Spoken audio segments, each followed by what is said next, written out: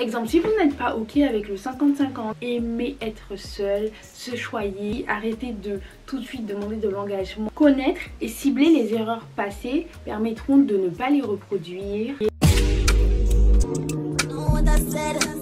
Good morning guys, what's up? Aujourd'hui je vous fais une vidéo sur le développement personnel féminin.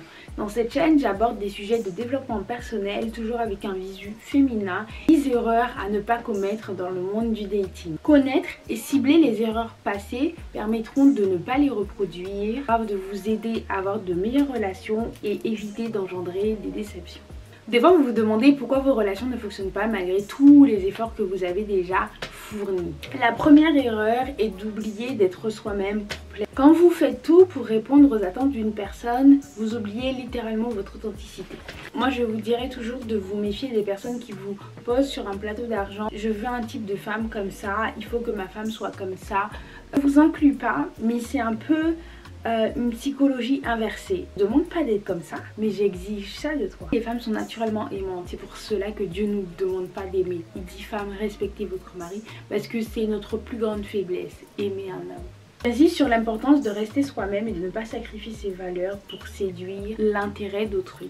Vous savez, chasser le naturel, il revient au galop. Si vous êtes de naturel solaire, sociable, vous allez vers les autres, vous avez besoin de sociabiliser à l'extérieur, ne prenez pas une personne qui vous demandera d'être transparente, timide, reculée, non pimpante, voilà. Vous ne pourrez pas convenir à ce type de personne. Au début vous allez faire semblant et puis boum, d'un coup vous allez vous réveiller. Un jour vous auriez mis une jupe jaune alors qu'il aurait voulu que vous mettiez un jean noir. Mais pourquoi? Tous les regards seront sur toi. Chassez le naturel et revient au galop. Vous ne pourrez pas faire semblant longtemps. Surtout si vous voulez construire une relation durable. Trop se précipiter. Moi j'avais essayé d'éviter les hommes qui vous demandent tout de suite de l'engagement.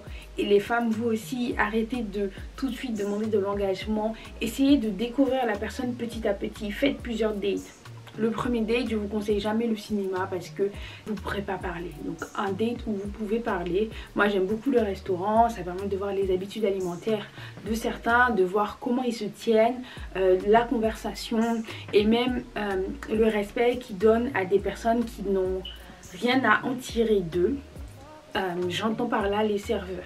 Si vous voyez une personne qui est hyper méchant, désobligeant avec les serveurs, qui pourrait littéralement pousser une mamie dans la queue, enfin voilà, je pense que peut-être ce ne serait pas le type de personne avec qui vous voulez construire une vie. En tout cas moi non.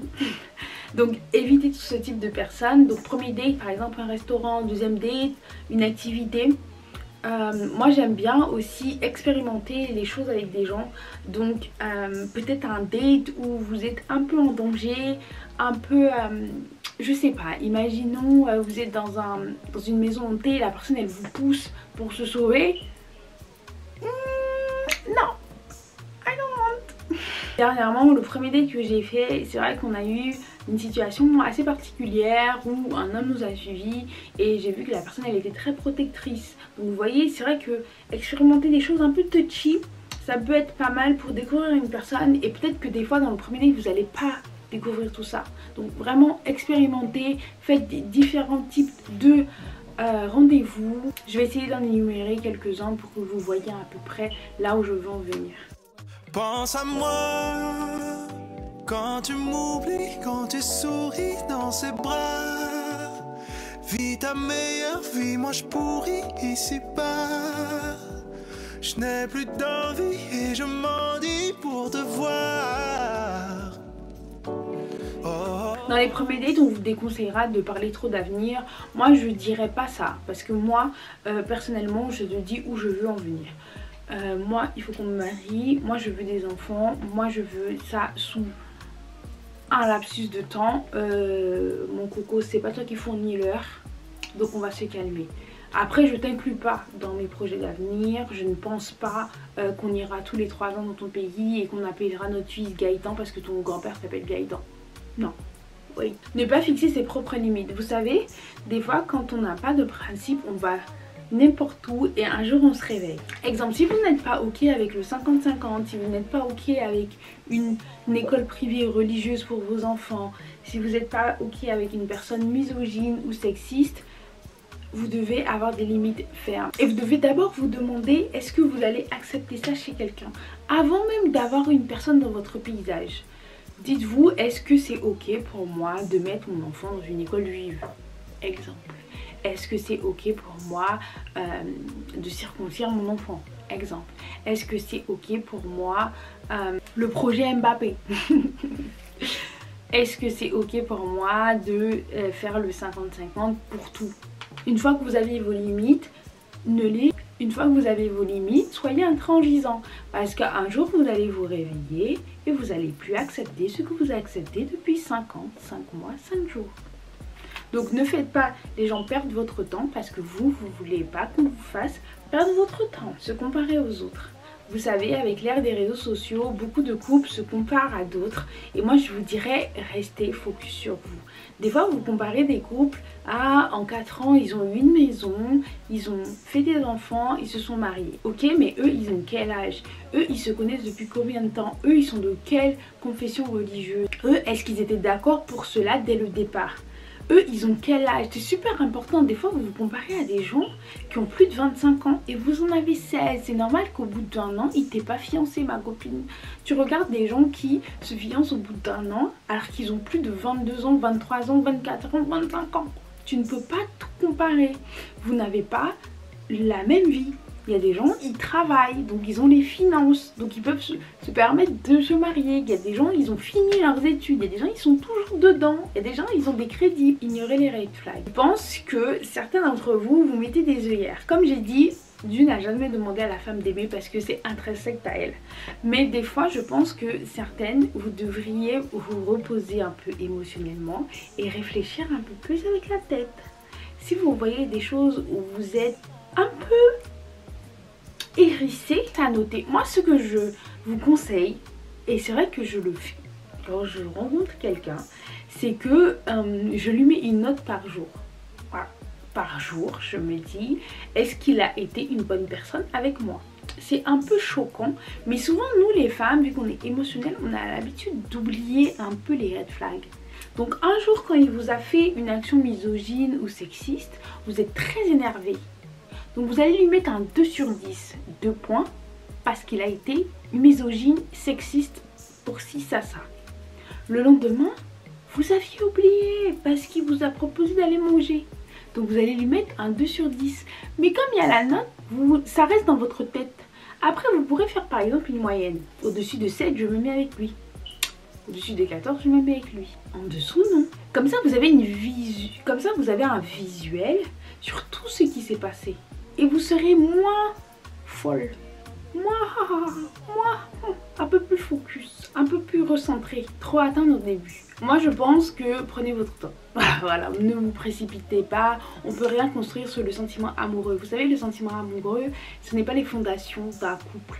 Peut-être qu'un jour je vous ferai une vidéo sur pourquoi on ne peut rien construire sur le sentiment amoureux. Le sentiment amoureux c'est volatile, c'est pas avec ça qu'on construit un couple. L'euphorie du début, elle passe. Et puis par la suite, on voit les vrais visages, on voit les vraies personnes.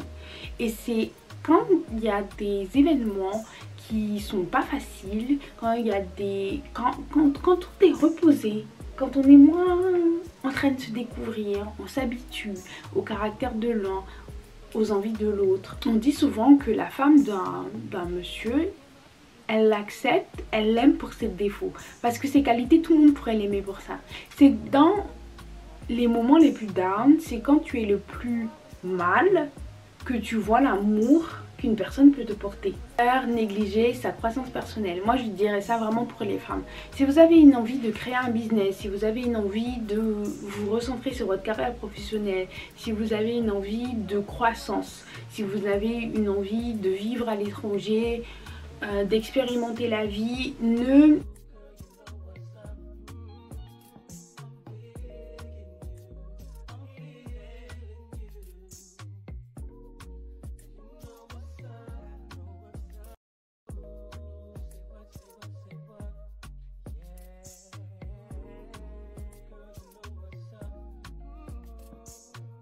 Australie comme vous aviez eu envie, que vous aviez accepté de faire des enfants tôt pour cette personne et que vous aviez prévu jusqu'à vos 25 ans une croissance professionnelle et un univers un peu plus carriériste. Faites attention, ne vous oubliez jamais.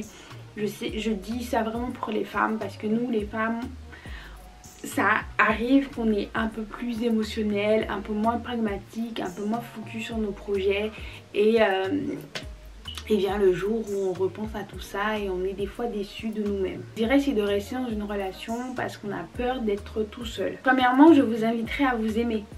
C'est l'univers même pour moi de la féminité, aimer être seule, se choyer, se cajoler toute seule. Comme ça vous permettra d'avoir une bonne base et de savoir qu'est-ce que vous acceptez ou pas dans une relation. Vous vous aimez réellement, vous n'accepterez pas la violence, quelles que soient les formes, verbales, physiques, émotionnelles. Donc je veux vraiment vous demander de vous aimer, de bosser sur vos qualités et vos défauts, de passer du temps avec vous-même, de vous choyer. Comme ça vous pourrez réfléchir à partager votre vie avec quelqu'un, à faire un avenir commun principal parce que vous êtes déjà heureuse vous toute seule. Je vous demanderai de ne pas vous juger. Si vous avez déjà commis ces erreurs lors de relations passées, c'est ok. Maintenant vous avez une vidéo, vous avez appris de vous-même et des erreurs passées. À vous de changer pour avoir des relations beaucoup plus paisibles. Vous pourrez nous faire des beaux mariages, des beaux enfants et vous allez vivre une vie beaucoup plus heureuse. Une fois que vous vous aimez, bizarrement vous n'allez plus tomber sur des cas difficiles parce que vous allez directement remercier les personnes dès qu'il y a une petite chose qui vous chagrine. J'espère que cette vidéo vous a plu, j'espère que vous avez pu comprendre pourquoi l'amour propre est important dans l'univers du dating et j'espère que vous viendrez témoigner dans quelques années, dans quelques temps à quel point cette vidéo a changé votre vie. Bisous, bye bye et bon cherchez-vous.